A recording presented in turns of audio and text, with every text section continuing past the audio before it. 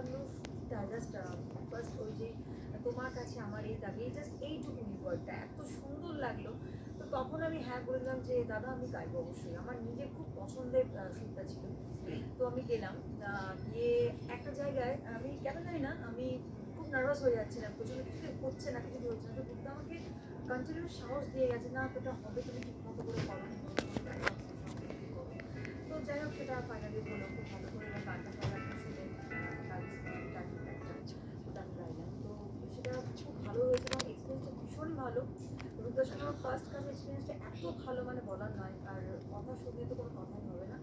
খুব ভালো লাগলো এবং আমি রূপদার সঙ্গে আরও কাজ করতে চাই। আর সত্যি অনেক অনেক আবারও ধন্যবাদ আস্থা জানাতে।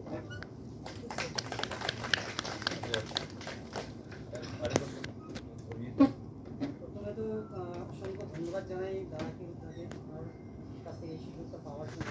গানটা শুনে আমার ভীষণ ভালো লেগেছে এবং গানটা শুনে এত সুন্দর টাচি সং। আমি চেষ্টা করেছি সেভাবে যতটা মানে জাস্টিস করা, এবং আশা করি গানটা আপনাদের সবারই খুব ভালো লাগবে।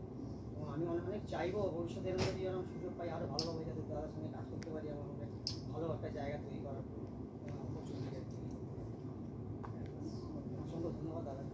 দিদির ব্যাপারটা একটু বলি যে দিদি ফার্স্ট টাইম মানে ফার্স্ট ডে আমাদের যখন আস্থায় অ্যাডমিশন নেন, উনি অ্যাক্টিং অ্যাডমিশন নিয়েছিলেন, তো তখন আমার দিদির অ্যাক্টিং খুব ভালো লেগেছিল, খুবই ভালো লেগেছিল।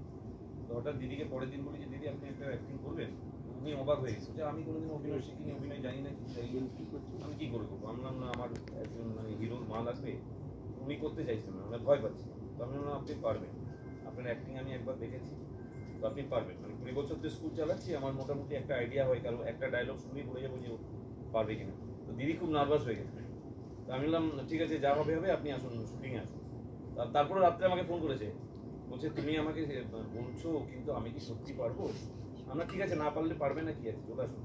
তো পরের দিন রীতিমতো আসলেন। তো উনি কোনোদিনও কিন্তু কখনো ক্যামেরার সামনে অভিনয় করেননি এবং কোনোদিনও অভিনয়ই করেননি। তো আমার যতটুকু মনে হয়েছে মানে খুব খারাপ অভিনয় হয়নি, আপনারা তো দেখলেন। তো আমি সেই বিষয়ে আমি দিদিকে বলবো যে দিদির একটু এক্সপিরিয়েন্স কেমন। মানে আমি সত্যি অবাক হয়ে গেছিলাম ফার্স্ট ডেতে যখন ভর্তি হলাম। তারপরের দিনই যখন মানে রূপ আমাকে বললো যে দিদি আপনি একটা করবেন রোলে, তা আমি বললাম যে না আমি পারবো।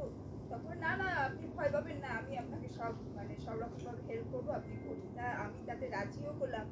এবং পরবর্তীকালে সত্যি আমি এই ফিল্মে যেটুকুই আমি রোলে থাকি না কেন বা যেভাবেই করি না কেন, জানি না আপনাদের কেমন লেগেছে, কিন্তু আমি নিজে খুব স্যাটিসফাইড যে আমি রূপ আমাকে এইভাবে হেল্প করেছে। সেজন্য রূপকে আমি অসংখ্য ধন্যবাদ আমার তরফ থেকে, এবং আস্থা ফিল্ম ইনস্টিটিউটকেও আমি